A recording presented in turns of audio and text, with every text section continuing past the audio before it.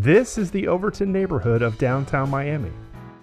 Founded over 120 years ago, historic Overton is the second oldest neighborhood in the city and is known as the heart of the African American community in Miami. This is Jackson's Soul Food Restaurant. Since 1946, Jackson's Soul Food has been a local Miami institution, serving traditional soul food to the locals and visitors for over half a century. Today I'm having breakfast with my friend Chef Norman Van Aken, an award-winning chef, restaurateur. Norman is a culinary renaissance man and the founding father of fusion cuisine. I'm Ben Vaughn, chef, author, and this is The Breakfast Show. Smothered liver and onions. You know you're not in a Denny's or a corporate whatever. No.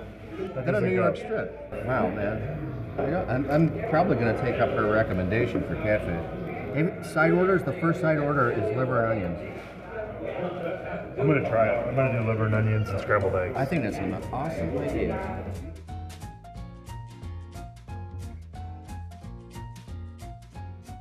The restaurants that I've done and the ones that have been the best experiences are the ones where I can treat it like a child. And it seems to be that I can only do that when I have the financial freedom to do it. Wow. Isn't that a lovely concept? I'm writing a new, that's a new style of restaurant, financial freedom. Here's our business plan. Get a mega millionaire and go.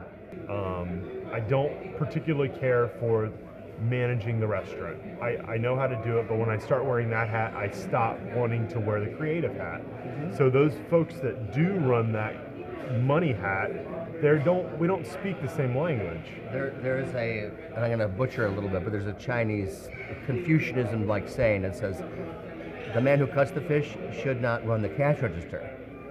They're two different aesthetics. Right. But unfortunately for those of us that are the chef, the cook, the creative person, oftentimes becomes that the money people screw the chef, take the money, and the chef is left with nothing. Right, left with the fish. Left with the skeleton of the fish. Right. This is my before he gets eaten.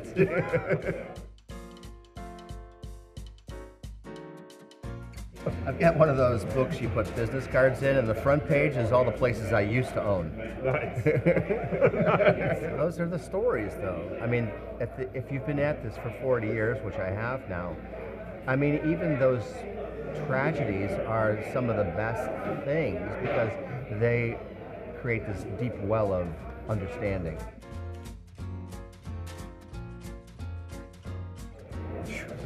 Well, I came here first in 1971. I hitchhiked from Champaign-Urbana, where I was at a party, and I was freezing, and it was winter, and I was sick to death of all of that.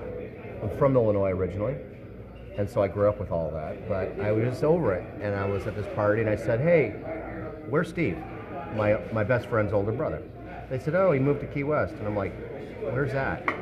Is that the one at the end of Florida? They're like, yeah, all the way down. I'm like, who wants to go? And there were, I'd hitchhiked from near Wisconsin to there. And two brothers said, we'll go. I said, when do you want to go? They said, let's go tonight.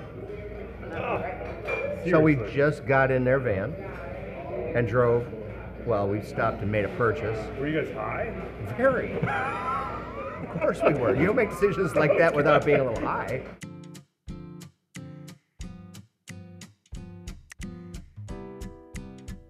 Well, I had a very elliptical relationship with Key West, so I was there for about a month, ran out of money, came back a year later, this time drove with a girlfriend, ran out of girlfriend.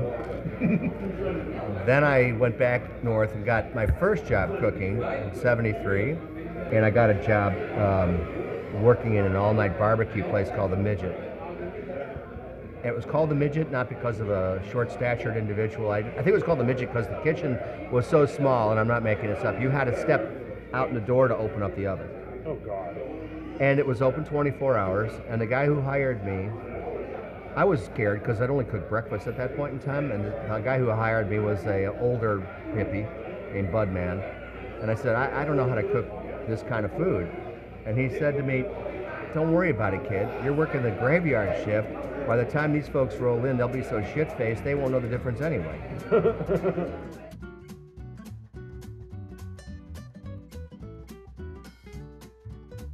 Being a chef was not part of the vocabulary of growing up and doing anything. Nobody cared about it. So I actually worked for almost 7 years bouncing between kitchens before I had that moment of, I like this. This is really something I want to do. And with that came, I couldn't afford to go to school, so I started reading. And became educated through the process of cooking in lots of restaurants. I usually cooked about 1 year and then I'd go to another restaurant and reading. I was building my palate with places that were truly Bahamian, truly black, truly Haitian, truly Cuban, and loving this food. But then my reading was taking me through the French classics. And so I began to subconsciously create something that had not been created before, which ultimately got this name called New World Cuisine.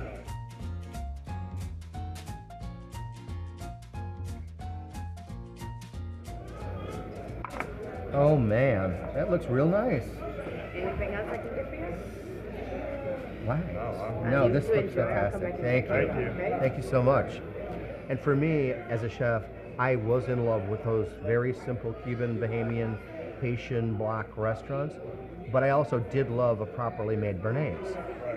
And so I thought, well, I am going to fuse these things together. I'm going to figure out a way where I can keep the soul of these restaurants, these little food stands that I go to, but also integrate the mind of the chef. And so with that, I said, how do I do that? And then I began to take the black beans and the plantains and the mojo and all this and began to build it in a way that I thought created greater power between the two. And that was fusion cuisine.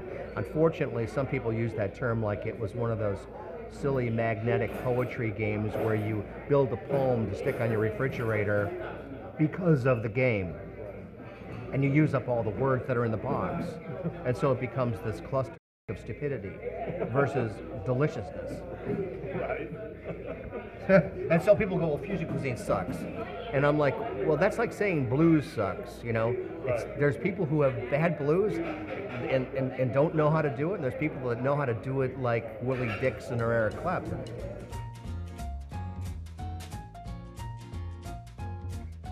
We said the same thing about cooking. If it were easy, everyone would do it. But it's not up to us to find what's easy, it's up to us to find what it's powerful and life-changing, and you know, the things that make you stand up in the theater and clap. Because that's what counts. Yeah, totally. You know, we're all going to go to the grave, you know, but what did you do while you were here? Did you put them to sleep? Did you sell somebody else's product? Or did you find your inner beauty and truth and the love you have for others? I mean, I grew up in South Florida, and my grandparents took me to your restaurant, and I was eating at your restaurant and watching Lifestyles of the Rich and Famous with Robin Leach, and I was ruined at like 12 because I knew what I wanted, right? I was like, I want this. This is what I want. I didn't know that you were there as a kid. I was, yeah. I mean, as a teenager, we were saving cash to go out and eat out instead of date girls or do anything else. I had a group of 2 or 3 friends, and we would make reservations instead of go out and drinking. I mean, it was... See, I didn't have that. I saved the money from the factory and from the carnival so that I could go out looking for girls and drinking. The cooking came later. My dad was a used car dealer. My mom was a waitress who became a manager as she got older. And my father and my mother split up when I was 10, but my father didn't know how to cook, so he would take us to, the steakhouse, and I would love the whole thing, even getting a little dressed up as a kid, 10 years old, and my dad, looking sharp, he'd have an old-fashioned, get a filet mignon with a big onion ring on it. Life was amazing. The crudités came first.